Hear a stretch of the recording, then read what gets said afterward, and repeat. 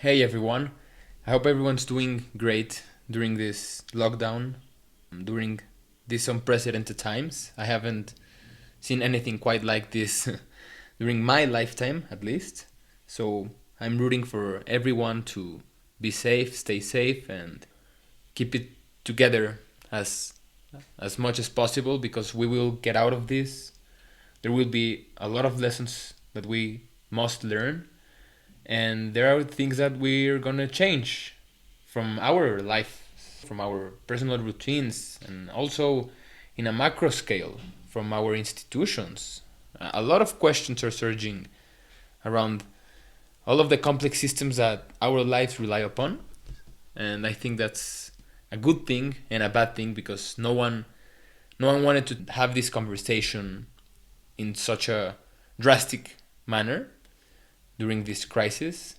We should have improved our institutions before everything went downhill as fast as it did.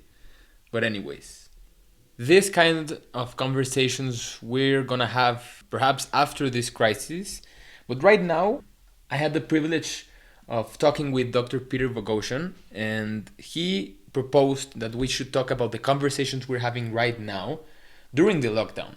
Being in a closed space for so many days, perhaps longer than expected, with other people, family members, people who we haven't seen in a long time. And it is just an honor to be talking with him. I couldn't be happier to do this because it'll give you so much to think about, to do, advice in a practical sense. And a little of his bio: he is a faculty member in the Department of Philosophy at Portland State University. He's also an affiliate assistant professor at Oregon Health Science University in the Department of General Internal Medicine, and a visiting fellow at Reason Foundation think tank. He's an international speaker for the Richard Dawkins Foundation for Science and Reason and the Center for Inquiry, and has an extensive publication record across multiple domains of thought. His popular pieces have been featured in the New York Times, Scientific American, the Wall Street Journal, Time Magazine, City Journal, The American Mind, The Philosopher's Magazine, LA Times, National Review, wow, USA Today, New Statesman, etc. He's the creator of Atheos app, and his most recent book with translations in Mandarin, Polish, German, Romanian is How to Have Impossible Conversations. This is a book everyone must read.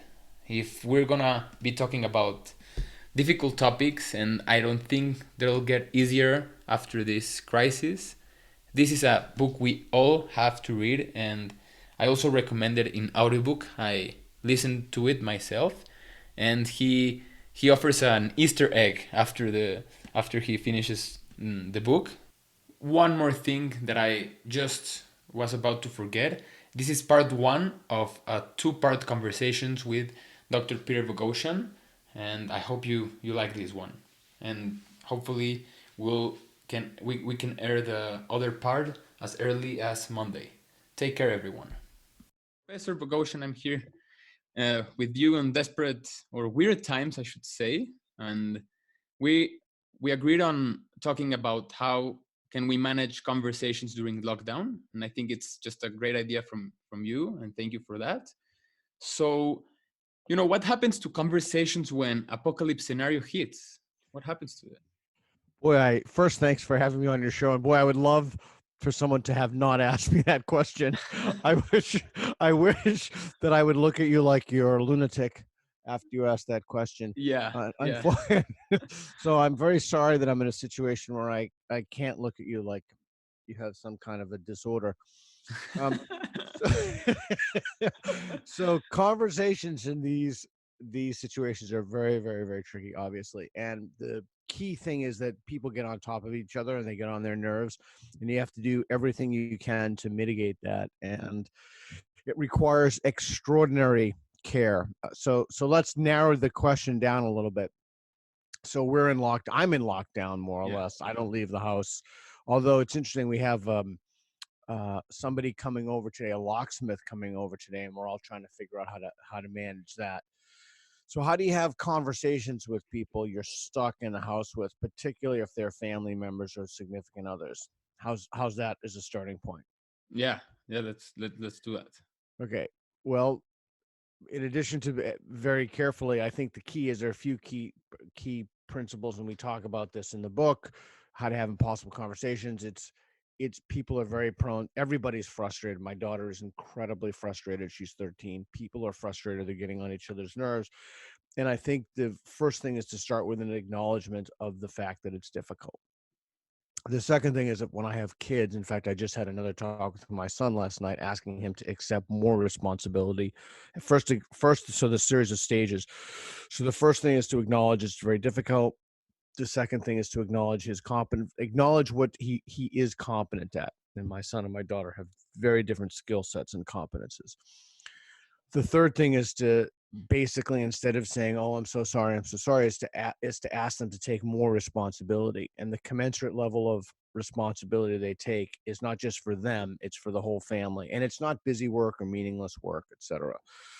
So those are some broad principles, and another specific principle is that you have to rise to the occasion yourself. So I always make sure I empty the dishwasher far more than anybody else. I always make sure that of course, my wife would probably disagree with that, um, but I always make sure that I shoulder it on myself, and that's the key when you're helping other people to navigate those things because they see you as a model. Yeah, I agree. And this, I don't want to get the question wrong because my intentions are rather very good with what I think, but you're an expert on debating, on dialoguing, and having conversations. So, is does this improve in your household? How do you handle the conversations? Or like, I keep thinking of, if I'm with Professor Boghossian and he's trying to persuade me about an issue, I know that he's an expert. So, do you know what I'm trying to say? That Yeah, I think so. I don't know if I'm an expert in debating so much. I don't see the use in debating. not debating, but having a dialogue. Like, Yeah, that I would definitely say I'm expert in. And you call me Peter. So I think that the key is you have to try to understand what the person is actually talking about. And in the book, we talk about using Rappaport's first rule, yeah, repeating something back to somebody to make sure that you understand. In lockdown, of course, that's everybody's stepping on each other's toes. And I was just reading about this in the psychological literature. A key piece of this is that you make sure everybody gets their alone time and their together time. But when hmm they get their together time, did you ever watch the Heineken commercial of the people who have different beliefs and they engage some project together? Did you ever watch that? no, I don't think I have. I would urge you to watch it. It's a wonderful commercial. It's just genius. Of course, the conclusion they make is that you should have a beer at the end, which is a perfectly reasonable conclusion, but it's a brilliant ad. But so they take someone who's like against trans rights and then someone who's trans, but they don't know it. And they engage in some project together to try to figure something out, to try to fix something. And then they tell each other their beliefs at the end, and they ask each other if they want to have a beer and talk about it, and invariably they do.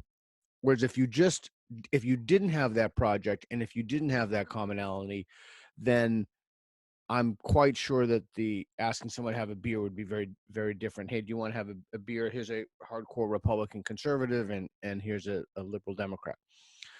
So from what I read in the psychological literature, is interesting. And what we try to do in our home, in fact, we're just starting another program tonight. We watch communal TV shows. Mhm. We have sitting in the basement. All the rooms in my house, as I mentioned to you, all of them are taken because my son's home. Everybody's come back for the pandemic, etc. So the key there is when we're together as a group, we're also in silence. Mm. So we're minimizing the communication there. So that's one thing. The second thing is we have a reading club. So we all go and we read books. Catcher in the Rye is this month's book, or this Wow. I can't remember what thing. So we'll read a book, but that's a way for us all to have alone time. Yeah. So we're not constantly on each other, on each other, on each other. Um, so there are things you can do to make sure people have alone time and then they have communal time. But even when they have communal time, you're minimizing conversation because remember, you're stuck with people. We don't know how long this is going to last. This could be. I don't mean to freak anybody out, but this could be rather than give a time horizon, why don't I just say that we could be stuck here for a long time? Yeah. Wow. And that's a lot to take in. And I keep thinking of, I'm imagining a scenario where I'm talking with my father and my brother and all my family who's here, and I started to get emotional during we're dialoguing, and I get emotional, I get Right. anxious. How should I, should I back off? Should I express the Right. anxiety I'm living, or So, do may I use an example from Brazilian Jiu-Jitsu? wow, great, yeah, Okay, so you know what Brazilian Jiu-Jitsu is, right? yes, Okay. Do you ever practice Brazilian Jiu-Jitsu? never in my lifetime. Okay. Okay. Well, no one is practicing Brazilian Jiu-Jitsu given the current pandemic, but there's this thing in Jiu-Jitsu you can do. It's called a rear naked choke. I'll try to do it to myself here. You take your hand, your arm, and you place it here, and somebody else, and it basically this. Like this? Yeah, and you put that arm behind someone's head. So you're basically so someone's head is in that little space right there. Oh, okay, okay. Yeah, so someone's head would be there. So somebody asked my instructor a really interesting question. They said, let's say that somebody puts you in and this I'm answering your question directly, although it won't seem like it, but I am. Let's say Yeah. that somebody puts you in a rear naked choke and they have it really tight and you start to feel your life. Sorry, that's my dog. He's so cute. He's always with me. Yeah. And he's been the big beneficiary of me being home. We hang out 24/7. It's like his idea of heaven. So you're there you are, you're being choked out, you feel consciousness leave your body. Yeah. What should you do? And my instructor said something which I think is an unbelievably profound life lesson. Hmm. He said, you're asking the wrong question. And I'm going to say that to you. If you feel yourself to get frustrated, that's really the wrong question. I'll answer the question, but I don't think it's the right question. The question is, what could I have done to prevent myself from getting in the rear naked choke in the first place? Wow. What could I have done to prevent myself from becoming upset and pissing people off or being pissed off in the first place? So I think you have to look at it not only or primarily in terms of what could you do to not put yourself in that situation. Mm-hmm. And that heuristic, that lens, then you won't have to figure out, well, shit, I'm being choked out, my oxygen is going, what am I supposed to do about it? No, don't get in that situation in the first place, would be my advice to you. And to do that, we talk about in the book how to have impossible conversations. You need to figure out what your triggers are and what someone else's triggers are, and you need to avoid them. And Okay. there are exercises that we guide people through in the book in case they do find that coming up. But there's a whole section on anger that we use in the book. But the key there is to not place yourself in the situation in the first place. But Yes. if you are in the situation, then we can have that conversation if you want. Yes. Yes. So going to your book, you mentioned it right in at the start. You mentioned rapport right now. How to create it, and is it thinking in long term, because we're as you say, this could we could be last this could last a while. Quite a while. Yeah. So is it feasible to build rapport while in lockdown? How is Yeah. how is it to can we translate the rapport for the long term? Yeah. So remember the things that you usually have to vent and let go and forget about stuff you might not have. So you might not have the gym. We have a bag of rice and a bag of beans, and it's very possible we'll be eating rice and beans for a long time. Again, I'm not saying this to be alarmist to freak everybody out. Nobody knows what's happening. My point in saying this is that the typical things that we have to relieve ourselves might not be present. Or what if you're in your house, stuck in your house with your roommate who's another guy, and he has his girlfriend and his girlfriend's freaking out, or you're with your friend. I mean, all of these permutations and combinations, they have the commonality of not having access to, like, good food, Maybe you like to drink a wine at night. You don't have any wine, or so you have additional hardships on top of you, which makes any kind of stress relief very difficult. Yeah. Let me show you something here. I'm going to turn this around since I'm in my basement. You see those boxes of Windex and bleach and stuff Yeah. on the floor? Yeah. Yeah. Um, That's so the workout. that's exactly what it is. Yeah, that's exactly what it is. We've made a little, I wouldn't call it a gym.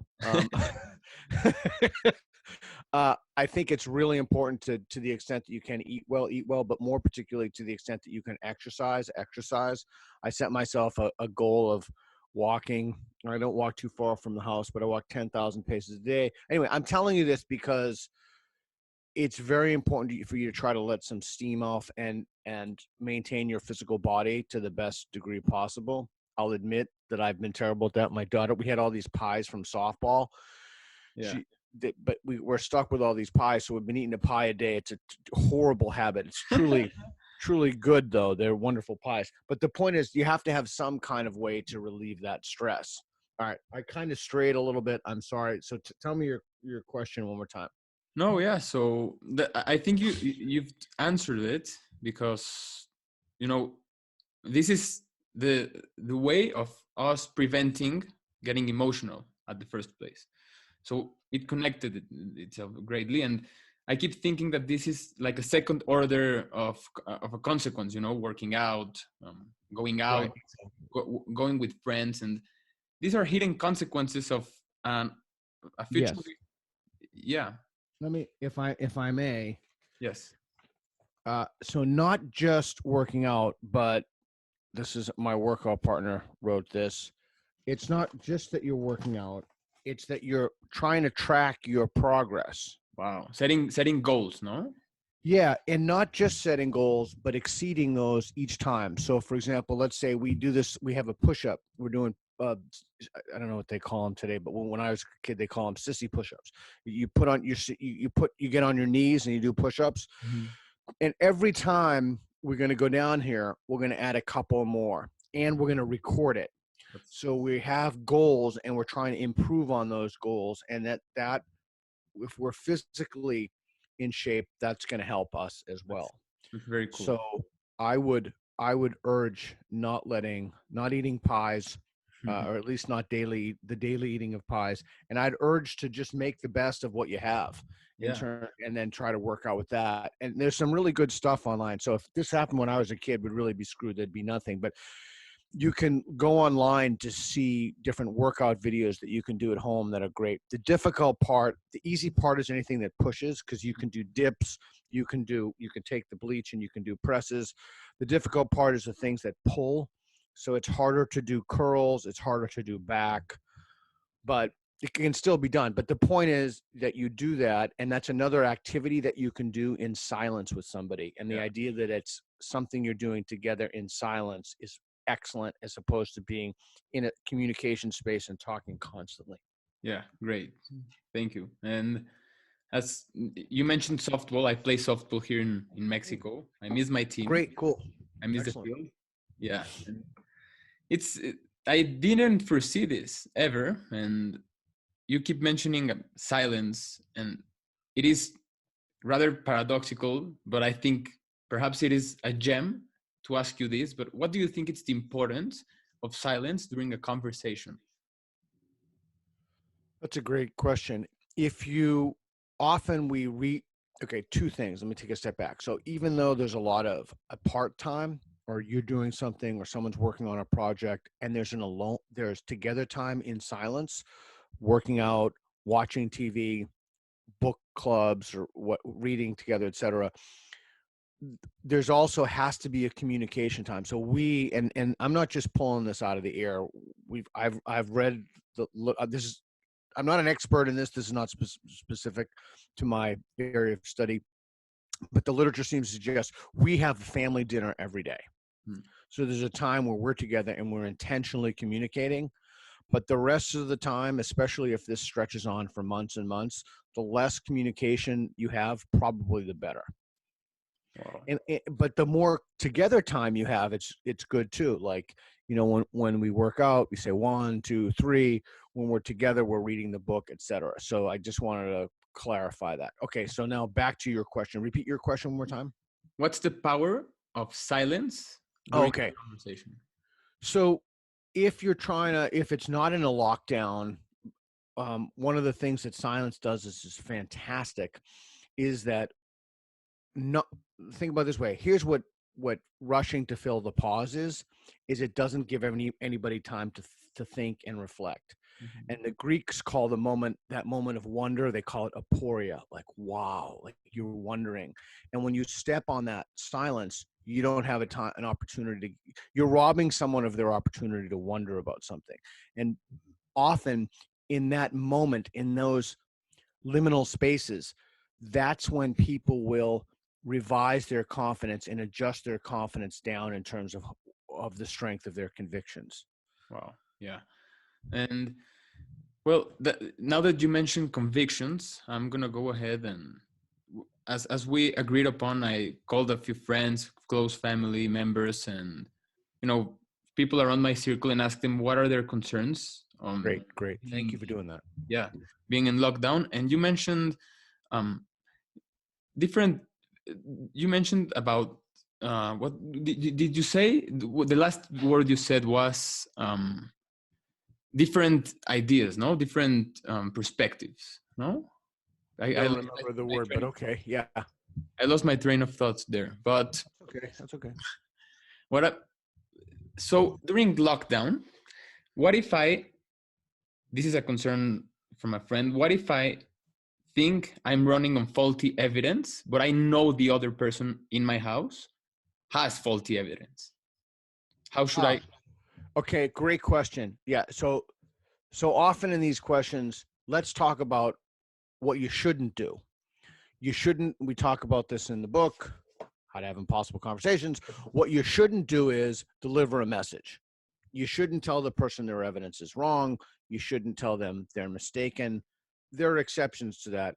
The more moral the concern is, or the more it has an identity level salience, the more important it is to not do that. Mhm. So the way to do that, there are two ways. We in the book we talk about exposing the unread library effect. So Yes. asking people to explain in the most detail possible the mechanism for how that occurs. So Mhm. like give me as much detail as you can in this. And most of the time people will if you ask that question, and the key in that sentence is question, Mhm. they'll realize at some level they don't have enough evidence for what they believe. So you're not telling anybody anything, you're not delivering a message, you're asking questions about ideas and beliefs people hold. Yeah. The moment you start telling people something, here's how you know that you're in what we call a message delivery service. The moment you say, if they only had this piece of information, they'd change their mind. Mhm. No, because if they only have a piece of information that contradicts what they already believe, you'll trigger the backfire effect. And that means people will become more defensive and hunker down into what they already believe. Yeah.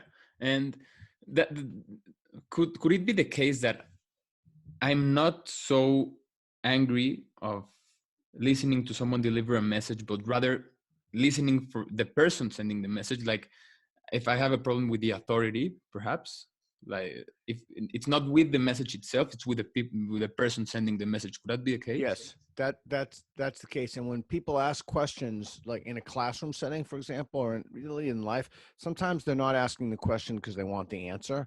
They're Mhm. asking the question because they want you to know that they're following, because there's an attractive person they want to date with. They want to show them how smart they are. They're asking it for any one of a number of reasons.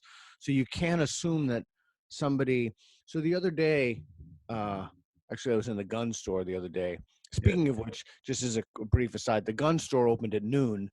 People were lining up at 9:50 a.m. to go into the gun store. Wow. Yeah.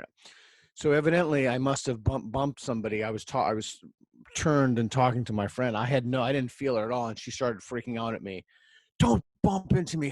Don't bump into me. I had no knowledge that I bumped into her.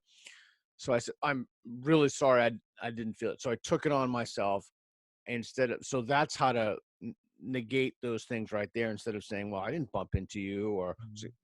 or, well, you should look where you're going, or so you find, as a general rule, if you take things on yourself and you say you're sorry, that's good. But the other thing is, in a normal circumstance, if I had bumped into her, I highly doubt that she would have freaked out. Yeah. But even if she did freak out, that tells you more about her than it does about you, Hmm. right? So we always have to remember, like, people will respond. It's not necessarily that they're responding to us. We're just the stimulus in their landscape. Yeah. And it's it's really difficult to explain to people, but you really have to get out of the mindset that this is a personal thing about you. It's not about you. It's almost always about them. Sometimes it is about you, but more often than not, it's about the other people and how they react to something. And just as a parenthetical, a buddy of mine's a psychiatrist. He said to me, we don't use the word crazy anymore. We consider it a vulgar term, but I'll give you the quotation. He said to me, he said, you can tell how crazy somebody is by the way they act around crazy people. So people who are crazy really get crazy when they're around crazy people, Yeah. whereas people who are not crazy keep calm, cool, and collective and don't get crazy. And I Yeah. thought there's something profound in that as well. Yeah. And that's, I'm gonna also add a link in the video with your conversation with Chris, which was uploaded this past week, which was amazing. And you mentioned this part of the of going to the gun shop, and All right. I kept thinking, it is it is important to be preventive, and at the same time, it also shows that people going around at 9 in the morning, we're experiencing something as a collective, which is like a collective mind. Everyone is wanting to do preventive things, which didn't happen Right. before.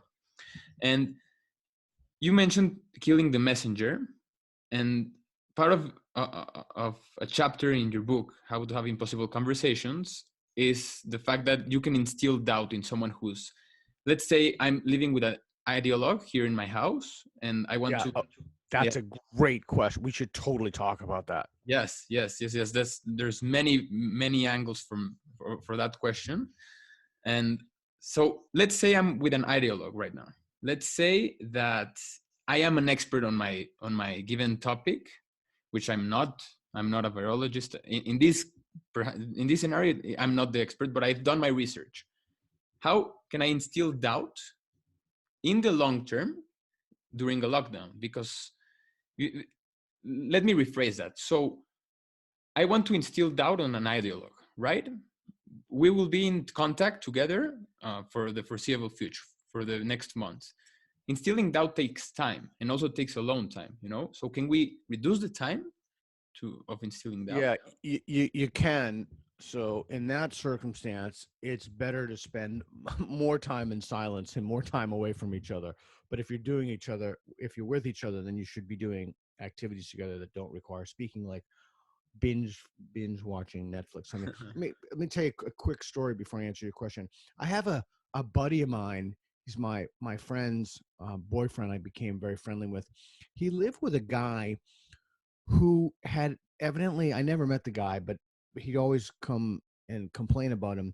He had some kind of like a pathological obsession with saxophones. Wow. And he had I know, a weird thing, right? So he had a master's degree in musical performance. He'd only listened to saxophone music, talked about, he had a necklace that had a saxophone on it. The dude was just completely obsessed with saxophones. Mhm. And he refused to talk. This is a true story. He refused, evidently, according to my friend, because I never met him. He only talked about saxophones and refused to talk about anything else. And so I said to him, "Well, God, he must have been just an unbelievable saxophone player." He's like, "No, he sucked." Really? He was terrible. Yeah, and but he had a good understanding of the music theory. So I said, "Well, instead of," so there you are. My dog sneezing. So instead of um, dwelling on or talking to him about any kind of saxophone performance, why don't you take what you can from him? Right? Take what you can. You want to learn about music theory? This is a free lesson. There you are. You're in the house with the guy. He's your roommate. Why don't you take what he can give you in his passion and area of expertise and focus on that? Mhm. And every time he steers it around to him wanting to play the saxophone, which I think he's talked about like nails on a chalkboard, just say, hey, I'd much rather learn about this. You see how I framed it on myself with my Yes. subjectivity? So Model. let's say, so now back to your question. So let's say you're living with an ideologue. He's completely convinced of something crazy like, I don't know, This taking is, zinc and let's say magnesium. that the thing that he's convinced about is that this is a hoax. Everything's a hoax. Well, Putting it in this scenario. well, What that would fortunately, in that case, all you need to do is wait 72 hours. So that's nothing long term about that. Uh, so let's say, yeah, I was thinking about something that couldn't be tested or measured, but if he thinks this is a hoax, okay, then he has a much deeper problem than the fact that he thinks it's a hoax. There's something psychological going on with him. So, well, if he thinks it's a hoax, this is what I would say to him. I would say, okay, well, let's wait a week. Why don't we wait a week? And then I would ask him, in the book, we call this disconfirmation criteria. In philosophy, it's called defeasibility. Mhm. Under what conditions would you come to believe that this is not a hoax? Like what would it actually take? So now the LA is in, I don't know, actually you use Portland. Portland is in not home confinement, home something. I can't, there's some technical Yeah. term. The governor of California, Gavin Newsom, said he thinks 56% of the people from California are infected with the coronavirus, et cetera. But you wouldn't give him any of those facts or her any of those facts. You'd say to them, under what conditions would you be willing to change your mind? Like, what if your mom developed it? What if someone you know, or if he doesn't have a mom, obviously don't say that. What if a friend of yours developed it? What if you had to go to the hospital and you saw firsthand all of the beds taken? Would you believe it's a hoax? Like, what would it take for you to change your mind? Yeah. And then you talked about pausing. You just sit back and listen. Mm. Yeah, and I interrupted a bit. Sorry about that. You were thinking about another scenario. Would you care on talking about it? Well, I was thinking about I was thinking about, instead of saying like this is a hoax, because that's just the most easy thing to prove imaginable. You just wait, and in that waiting space, you say, okay, well, let's not. I don't really want to talk about it because this is an empirical question. It's a matter of fact. We'll just wait a week and we'll see. We'll revisit the question. That is really, there's nothing to debate. There's nothing to talk about. We just wait, and then you put it on yourself.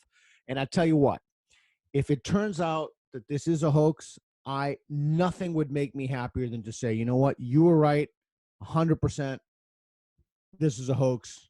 This is a really good hoax, Yeah. and you're right. And then that's the end of the conversation, because every time he'd steer back to you, all you need to say is well, let's wait a week. Yeah. But the thing that I was thinking about, sorry, I'm talking a lot. I have a lot of thoughts in my head here. No, The thing that's that I great. was talking about is, let's say that somebody tells you something that's not so easy to prove, like this Okay. is a hoax. Like, let's say that someone has some insane idea in their head, that some pseudoscientific alternative medicine-y thing, like, well, if you take zinc and magnesium, it will protect you from the virus. Okay. The obvious question, and it's not a bad question at all, it's just not in the right order. Mhm. Are you willing to bet your life on that? Hmm. You willing to bet your life on that? For most people, it's all fun and games until they bet their money or their lives, and then nobody's denying science at that point. So if typical question could be, well, how do you know that? And they'll say, well, I read it on a website with a doctor who has done clinical trials, and he showed that if you take a lot of zinc and magnesium, you're protected against the virus. Mhm.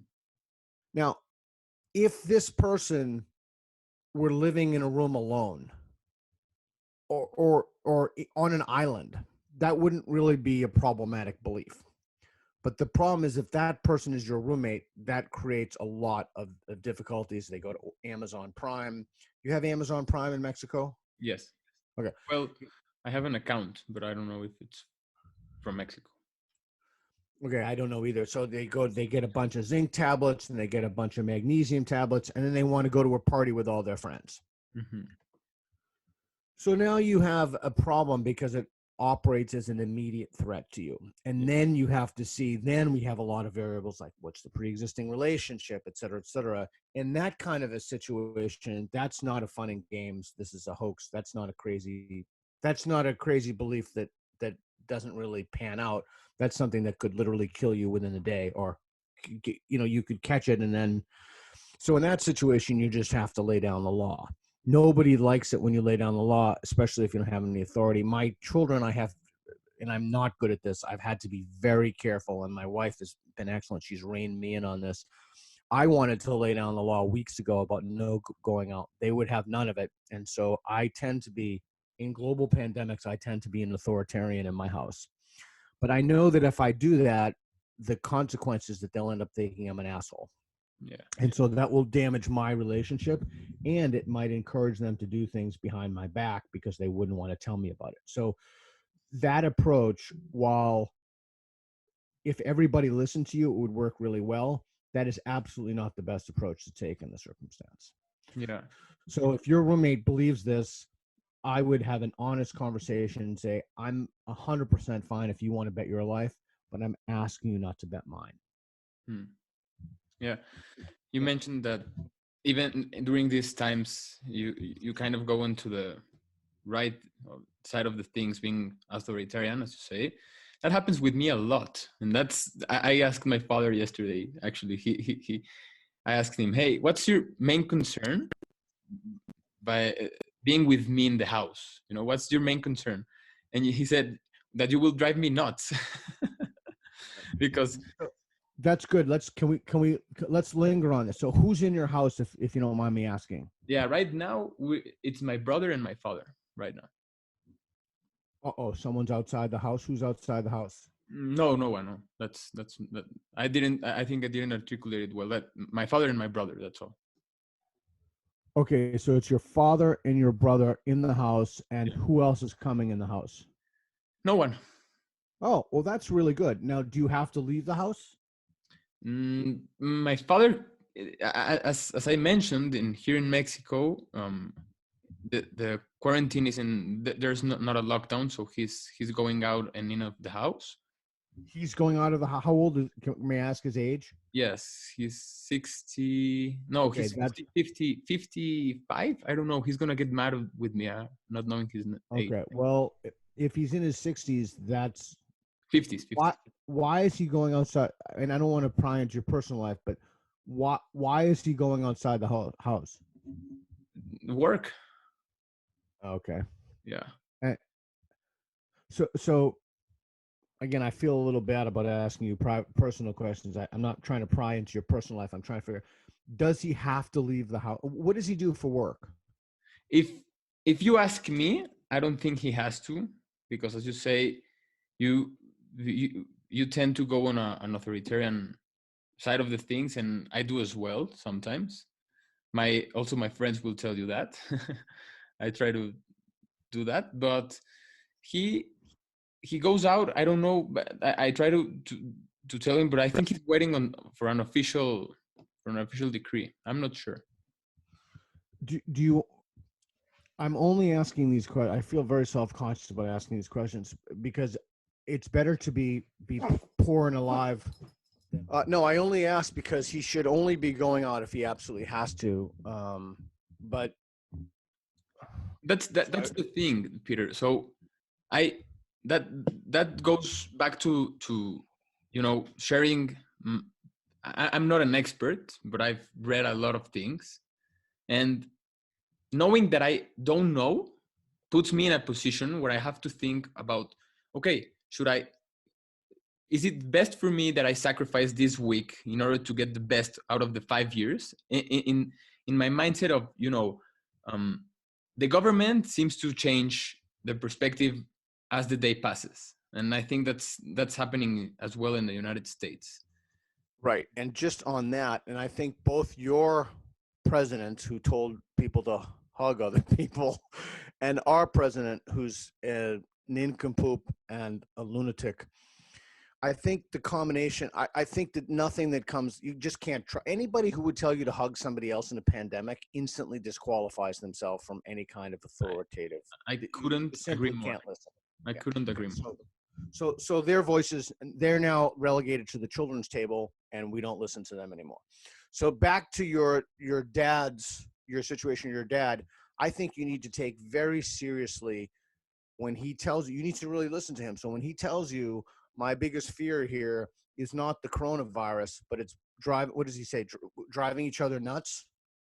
Yes, he said it like in a laughing manner. Like, Alex, I know that you're sometimes you tend to sound like, I'm gonna put that word in his mouth. You tend to sound like Chicken Little in these kinds of scenarios, you know.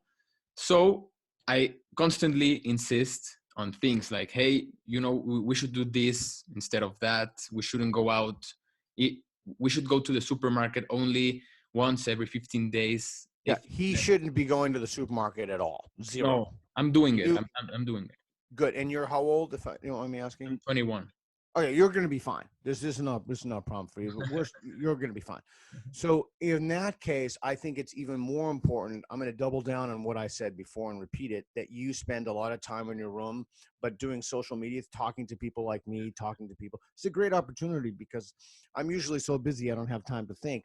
But here I am in my basement. At what time is it? 2:37. I got basically nothing to do at Yeah, any I'm point for the talking. next year. So I'm, you can reach out to people. The point of that is that there's an opportunity for you to keep your social, build something and your brand and your website and help your dad do the same thing. But you can do a lot of that so that you're not running into your dad yeah, angry, fighting, issues aren't coming up. You're spending a lot of time and then you're intentionally getting together with him, for example, over dinner, and you're having conversations then, and then you're each going your own way.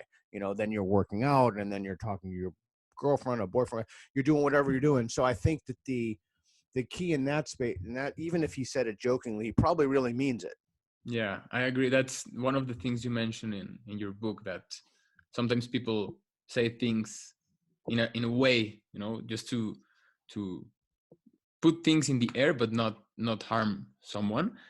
Right. And yeah, so thank you for this, meaning that it intertwined with, you know, putting into practice in my personal case what we were talking about along the conversation. So thank you. And what you mentioned, that talking with people, this to me, talking with you, one of my role models, is Oh, the thank best. you, Eric. I don't know if I'm deserving of that, but thank you. I mean, yeah, because even though I'm a 21-year-old, I still see the things that are happening in life, and ideologies, and the division. So, you know, getting to listen to you is, it's great. So I'll keep doing that. And you mentioned social media. So that's, for me, one of the biggest things, of the biggest concerns during this lockdown, because I don't know if this is, you know, a huge prediction, or perhaps you will be thinking the same, but more people are going to be spending more time in Instagram and Twitter and Facebook and everything, and in YouTube. So, you know, how can this affect us when we're reading in 140 characters evidence? For example, if I'm scrolling down on Twitter and I see a paper, should I lead on that paper? Should I, you know? Yeah, I think social media. My James Lindsay, the co-author of How to Have Impossible Conversation, calls Twitter a cesspool that follows you, and I think that's pretty accurate.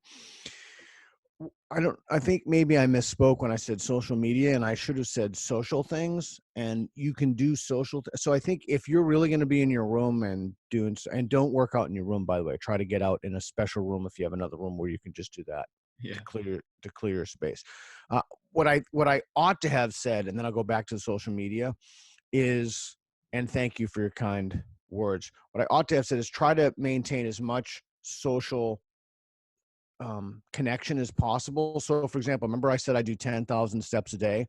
I Mhm. have earphones. I have an iPhone, and every time I'm on there, I just go through another friend I haven't talked to, and I walk around the block, get my 10,000 steps in. No one's close to me, and I'm talking. So I'm always, even though I'm not social in terms of face to face, Yeah. I've tried to maintain social relationships in my network, and it's pretty cool to actually talk to people you haven't talked to in Yeah. 6 months or a year or even more than that. So that's one thing.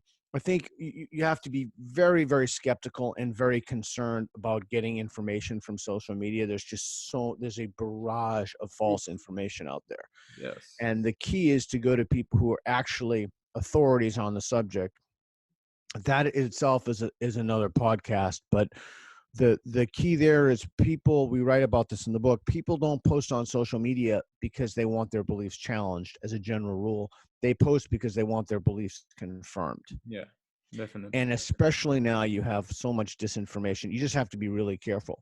But the key to this is, I think it's do you live in a crowded neighborhood? Yeah, kind of. That's yeah. I could say that. Yeah. Okay, so can you walk around a block or something without seeing people? Yeah, yeah. There's a Okay, park here. so you could probably do that and maintain social interaction. And if social meaning digital interaction, and if your dad is there, you can say, hey, why don't we each schedule an exercise time, so that gets you out of the house, that gets him out of the house, Hmm. and then he's going around, and I say to him, like, hey, you can talk to Uncle Fred, or you can talk to people you haven't spoken to in a long time. And it's the whole idea of, let's see if we can make the best out of the situation. And again, that's when you're not in each other's hair too. So I Yeah. think that maintaining digital social connection is imperative. Yes. How old is your brother? Is he older or younger? He's older than me. Oh, okay, so it's not a concern. I was wondering if he was younger, you'd need a different set of parameters. Yeah. Yeah. So you mentioned neighbors right now, and I think one of the main things and main aspects of your book, How to Have Impossible Conversations, is the fact that you argue that we're evolutionary embedded. We have an evolutionary embedded code that makes us want to be social and talk to each other face to Right. face. Right. And that's a huge lesson for me. And how can one you, I don't know. So let's say that I see my neighbor right now and we just do the small talk. But how can we strengthen that, like you say in your book, the golden bridges for the long term when this Right. So I tell you what, my son did. I wish I could claim this idea. It's a great idea. We were very good friends with our neighbors on one side of our home. Mhm. So he takes the lawn chair out every night, and he spaces the lawn chair 10 feet apart from her, and but never her wife, just her. And the two of them have conversations in the lawn chair 10 feet apart, and it's fun, and there's something about that kind of makes the conversation extra fun that you wouldn't ordinarily have. So I think that the key to that is those, so you can still have a face-to-face conversation and maintain a healthy distance from someone. It's not ideal, but you can make it fun, like the whole lawn chair thing and the Mhm. cocktail. Yeah, I'll have that in mind next time. And so let's switch gears a bit on, you know, one of the things that is happening, a phenomenon is we're seeing our coworkers, our employees as well. We're seeing them virtually, and we're having meetings together via Zoom, via Skype, digitally. So how can one manage a conversation with his employer regarding wage, the future of the company, which is, I think, an impossible conversation given the circumstances? Yeah, it is. So I don't know the answer to that question because there's too many variables and things are in too much social upheaval. Hmm. I don't know what. I mean, I can speculate, but I have no expertise, and I No, I but wouldn't given, I wouldn't listen to my own I wouldn't trust my own speculation. like, let me rephrase it then. So the skill sets one should have in mind when approaching to his employer, asking about the future of the company, or you know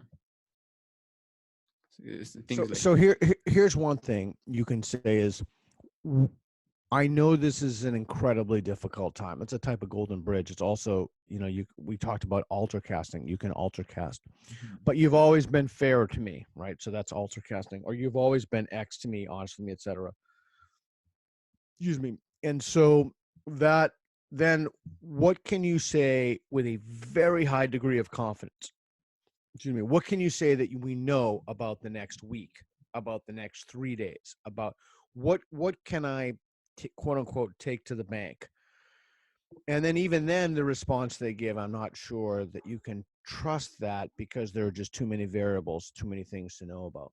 Yes. So I here's what I would not do. I would not push it. I would not cajole. I would realize that they're also probably wondering about their job. And if they're a small business owner, they're probably worrying about their business. Everybody's petrified right now. The Yes. hotel industry is down.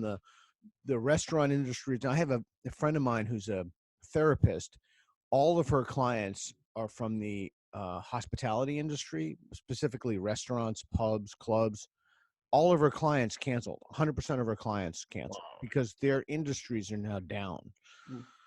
So this is a very frightening time for everyone. People are worrying about how they can pay their rent. Like us, we have a dog in the ICU. It costs us over $1,000 a day. I'm not working now. Um, so it's a very, very scary time. So I would try to avoid asking people to speculate. Okay. What can you tell us for sure? What do you know? What's the current state? What are you going to know about by tomorrow? What will we know? And I think as long as you keep those parameters manageable, I think the conversation would be, and then just realize that you're in a tough situation, but they're in a tough situation too. Yeah. What let's extrapolate this for a president. Let's say that Trump gets asked this question. What can you tell us about the future? He obviously will go into his presidential and PR type of answer, everything's handled, quote unquote. But how would we, the public, manage a more honest answer like, I don't know? I don't think you can trust anything that Trump tells you. Literally nothing. Wow. So I shouldn't watch the briefings then. I don't know what the point of it would be. I mean, I don't think that I don't want to make this an anti-Trump rant, No, but no. I think I have overwhelming evidence to convince every rational person at this point that he is not suited for the position and that he has bungled this from day one. Hmm. And we can go into statistics, et cetera, but I think to answer your question directly, I'm not sure why you would believe anything he has to say. I mean, again, I'm trying not to go into statistics about why isn't there someone from the CDC there and slashing the emergency response, but there's no point to that. I just don't think that I mean, your own president, as we said, told people to hug each other. So that instantly invalidates anything he has to say. Now, Yeah. he can say things like, okay, I'm imposing martial law. Okay, then you can listen to it. But in terms of what he has to say, I mean, Trump, he was saying like that whole clip of him with the people from the CDC saying, "Oh, I'm so intelligent. They're wondering how I know this so well. I have a good knack for." He's a lunatic. I mean, I don't even know. I just can't stand him to such a profound degree.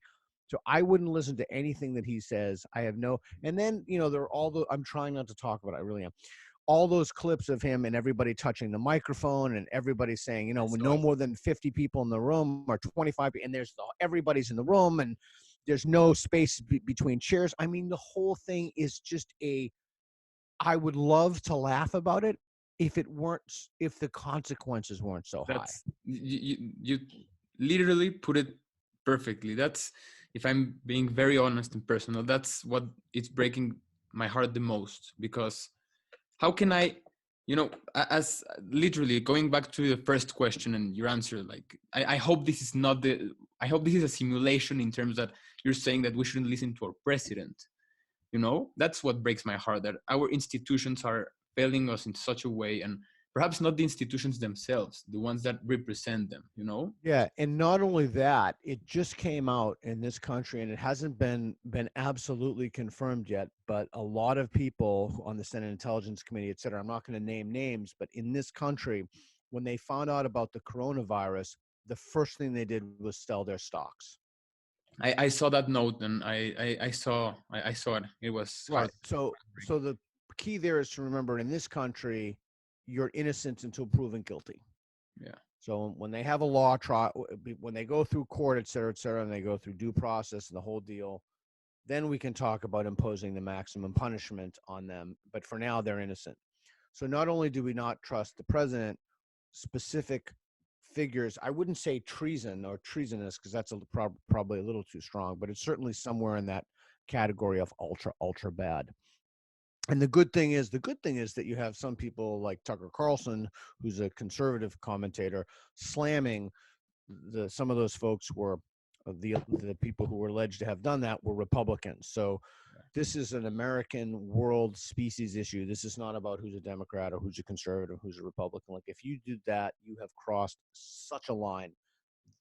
It's such a betrayal of the public trust and confidence. So I wouldn't really trust anything. I would just have to take on your own resilience and talk to your dad. Don't go out. How can we maintain social pressure? What can I do? Here's another great question. What can I do? I just said this to my son. What can I do to make this better? What can I do? My son said, hey, can we buy this thing on Netflix? Mm-hmm. Sure. What can we do to make this better for you?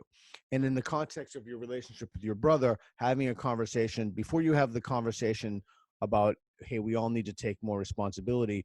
You need to show and not say that you're taking more responsibility. Yes. Dishes, washing the floor, taking it. So you need to take that responsibility on yourself. And once you do that, it's a much easier conversation when you ask people to rise to that level. Yeah, I agree. That's one of the things that this is modeling. We're talking about modeling, and I'm lucky enough to tell you that I love to clean, so I can model it easily. that's great for me.